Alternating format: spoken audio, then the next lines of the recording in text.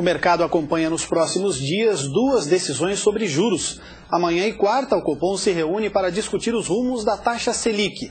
E no dia 30 é a vez do Federal Reserve anunciar a taxa básica dos Estados Unidos. Eu converso sobre o impacto dessas decisões na demanda por ativos brasileiros com André Esquibola, gestor de recursos da Precision Asset Management. André, muito obrigado pela sua presença.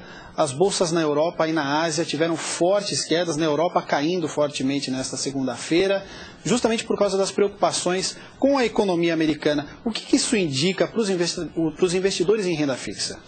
Na verdade, a queda que está acontecendo hoje é muito reflexo da diminuição do preço das commodities, principalmente as metálicas, e adicionalmente o risco das empresas do setor financeiro, que estão sofrendo bastante e começando aos poucos a passar essa preocupação para as empresas associadas ao setor financeiro. Isso está fazendo com que o mercado caia bastante.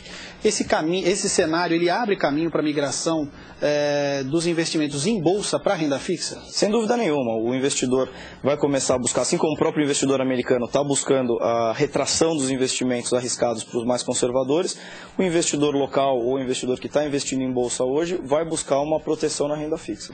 Qual é a sua expectativa para as decisões de juros aqui no Brasil essa semana e também do Fed na semana que vem?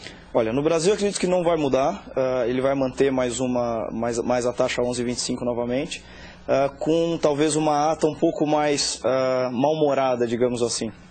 Ele está olhando muito a inflação, que está pesando bastante, ele continua com os indicadores de inflação acima do que pode projetar a meta. E acredito que lá fora ele deve baixar meio e provavelmente, dependendo se realmente o Bernanke quiser dar um sinal para o mercado que ele está preocupado com a recessão, talvez 0,75. Você acredita ser possível ainda este ano um corte de juros aqui no Brasil? Não, de jeito nenhum. Acredito que talvez a gente possa ter subida de juros. Corte eu não acredito mais. E lá nos Estados Unidos, por quantos cortes você acredita que podem acontecer esse ano? Difícil avaliar, é difícil ver a economia americana tendo um retorno para o crescimento de uma forma significativa. Acho que ele deve continuar esses cortes até realmente tirar o medo de recessão, que acho que é o principal medo hoje dos Estados Unidos, não é mais a inflação, e sim o medo de poder cair numa recessão. No caso de uma confirmação dessas expectativas de manutenção de juros aqui no Brasil e corte lá nos Estados Unidos, como é que fica a demanda por ativos de renda fixa aqui no Brasil?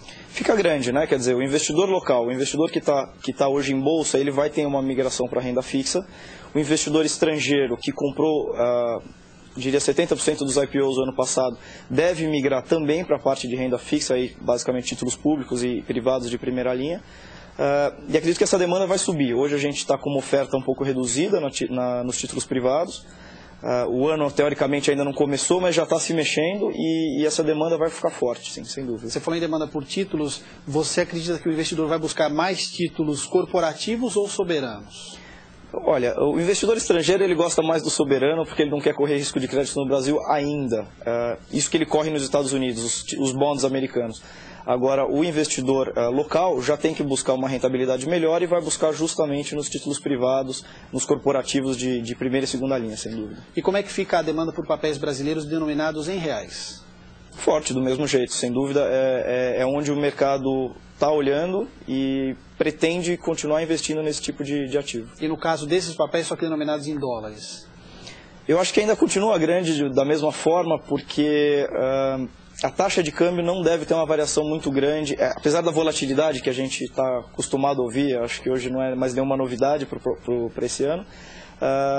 O que acontece é o seguinte, no final do ano ela deve terminar, o câmbio deve terminar por volta de 1,80, 1,85, por aí, fazendo com que durante o ano, se o investidor pudesse manter fixo ao seu investimento, a sua teoria, o seu processo de investimento, ele vai se manter, pode ter um título denominado em dólar também. Você falou de riscos inflacionários na questão da ata do Copom, que o Copom pode realmente trazer uma ata mais mal-humorada, falando da questão das pressões inflacionárias. Fim de 2007, o ano terminou com os índices acelerados, mas começa agora, o ano de 2008, com os índices de inflação mostrando uma certa desaceleração. Você acredita que o IPCA deste ano fica dentro da meta? eu diria que fica dentro da meta para cima. Ele não vai ter mais aquela segurança, aquela margem de segurança que ele estava tendo, que é ficar um pouco abaixo da meta. Esse ano realmente, apesar dele dos indicadores estarem se arrefecendo, ainda estão acima, e se você acumular eles durante o ano, eles vão ficar acima da meta. E como é que fica a questão da China nesse cenário todo? Também é uma preocupação, além da questão da economia americana? Sempre é. A economia da China hoje move basicamente todo o mercado de commodities. Realmente é um volume muito grande de recursos. E crescimento na China, sem dúvida, influencia qualquer outra economia no mundo nesse momento. Ok. Muito obrigado pela sua entrevista. Eu acabo de conversar com André Esquibola, gestor de recursos da Precision Asset Management. Continue ligado na Bloomberg, nós voltamos em instantes. Até já.